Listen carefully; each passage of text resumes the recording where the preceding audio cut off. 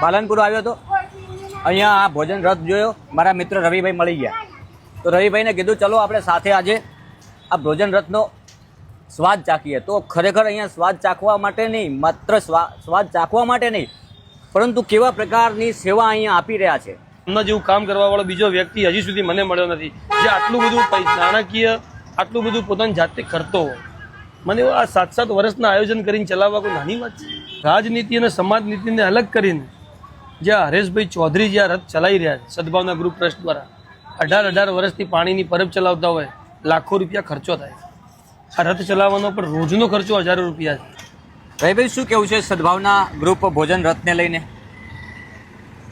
ખીચડી હોય કે કોઈ પણ ખોરાક હોય, જ્યારે કોઈ વ્યક્તિ ભૂખ્યો હોય ત્યારે તેને ખૂબ જ સરળતાથી મફતમાં અને પોતાની જગ્યાની આજુબાજુ કોઈ વસ્તુ મળી રહેતી હોય તો ખરેખર કુદરત ઉપરથી નીચે આવી હોય ને એવો અંદરથી અહેસાસ થાય. આ ખીચડી કોઈ સામાન્ય વસ્તુ નથી. આની અંદર દાળ જે છે એનાથી પ્રોટીન, ભાત જે છે એમાં કાર્બોહાઈડ્રેટ્સ, કઢી પણ સાથે હોય છે તો વિટામિન્સ, આ બધી જ વસ્તુઓનો મેળ કરીને ખરેખર આ સદભાવના ગ્રુપ ટ્રસ્ટ હરેશભાઈ ચૌધરીએ ખૂબ જ સરસ આ એક સત્સંગ જેવું ચાલુ કર્યું છે, જે પાછલા લગભગ હું 1.5-2 વર્ષથી તો જોઉં છું કે લોકો આનો અનેરો લાભ લઈ રહ્યા છે. અને 1.5-2 વર્ષથી 365 દિવસ કન્ટિન્યુઅસ હોય. અરે તમે વિચારો, આપણે આપણા ઘેરે કોઈ પ્રસંગ હોય ને તો વચ્ચે ગેપ લેવી પડે.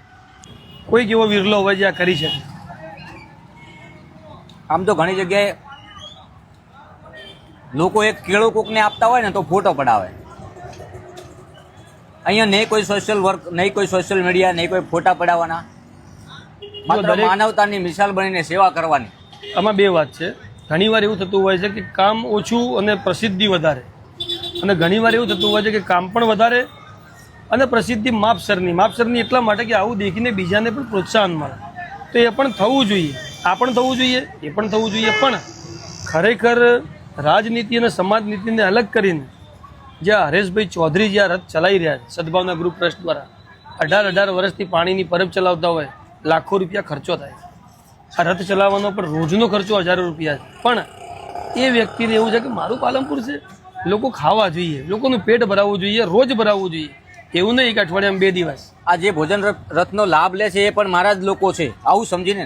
બિલકુલ, આખું પાલનપુર મારું છે, બનાસકાંઠા આખું મારું છે એવું સમજી અને લોકોને આ ખીચડીનો સ્વાદ આપી રહ્યા છે.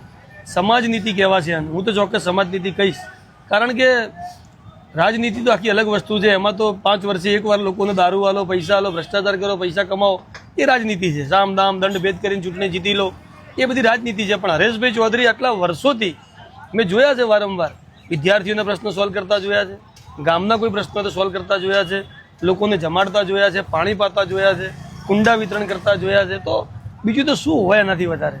દરેક ક્ષેત્રમાં એ ભાઈ એવો છે કે કામ કરે છે. જ્યાં ત્યાં વિધવા બહેનોને કીટો આલવાની હોય, કોરોના વખતે કીટો આલવાની હોય, કોઈને જમાડવાના હોય, તો આ બધું કામ કરે છે. એ આવો વિરલો કોક જ હોય આખા પાલનપુરમાં. હું માનું છું ચોક્કસ કે આમના જેવું કામ કરવાવાળો બીજો વ્યક્તિ હજી સુધી મને મળ્યો નથી, જે આટલું બધું નાણાકીય આટલું બધું પોતાની જાતે કરતો હોય. મને આ 7-7 વર્ષના આયોજન કરીને ચલાવવા કોઈ નાની વાત છે? બહુ સરસ કામ. ભાઈ અહીંયા જોયું આખું આ, તો આપણે ઘરે જેમ રસોડું હોય ને એવું શુદ્ધતા છે અંદર, સાફ સફાઈ. બિલકુલ. કોઈ પણ જગ્યાએ જ્યાં શુદ્ધતા હોય, ત્યાં પવિત્રતા હોય, ત્યાં ભગવાનનો વાસ હોય. અહીંયા મહાદેવનો ફોટો લગાવેલો છે, તો ત્યાં જે શુદ્ધતા, જ્યાં શુદ્ધતા હશે ત્યાં ભગવાનનો વાસ હોય. આ ખોરાક પણ એક ભગવાન જ છે, અન્ન દેવતા છે, તો એ પણ ત્યાં વાસ કરે અને સફળ થાય. પાલનપુર આવ્યો હતો, અહીંયા આ ભોજન રથ જોયો, મારા મિત્ર રવિભાઈ મળી ગયા. તો રવિભાઈને કીધું ચલો આપણે સાથે આજે આ ભોજન રથનો સ્વાદ ચાખીએ. તો ખરેખર અહીંયા સ્વાદ ચાખવા માટે નહીં, માત્ર સ્વાદ ચાખવા માટે નહીં, પરંતુ કેવા પ્રકારની સેવા અહીંયા આપી રહ્યા છે સદભાવનાના ચેરમેન હરેશભાઈ, કે એમનું એમના માનવતાના આ ઉત્તમ ઉદાહરણ છે. સીધા લાઈવ દ્રશ્યો છે.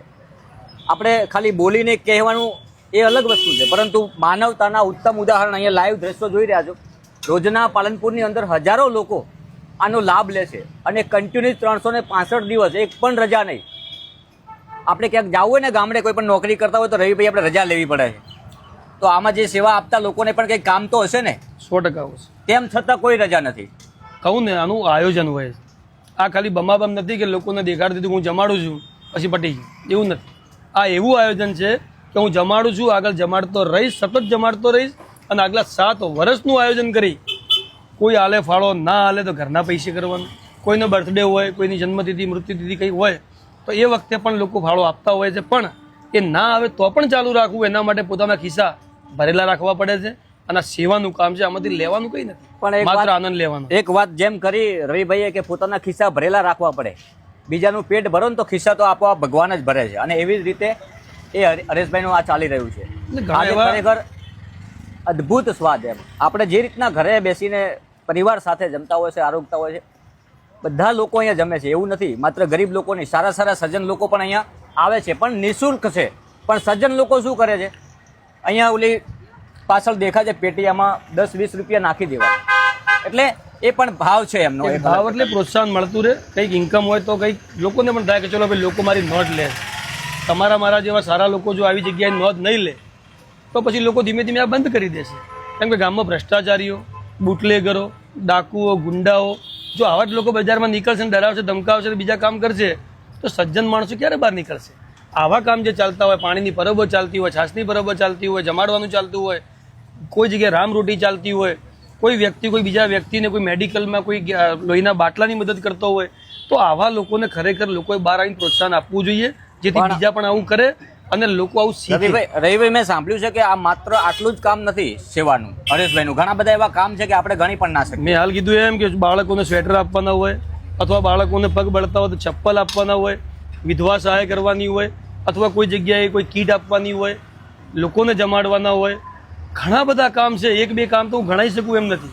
અને એટલા માટે જ કહું છું કે હરેશ ચૌધરી જે કામ આ ગામ માટે કરી રહ્યો છે એ કામ ખરેખર સરાહનીય છે, સેલ્યુટ કરવા જેવું. મને તો લાગે છે કે રાજકીય આગેવાન કોઈ પણ મોટો હોદ્દો ધરાવતો હોય તો પણ આવું કામ ના કરી શકે. રાજકીય આગેવાનોને કેવું છે કે પોતાની નીતિ અપનાવીને જાતિવાદના ભાગલા કરી અને મને વોટ શેમાંથી વધારે મળશે એ કામ કરતો હોય છે.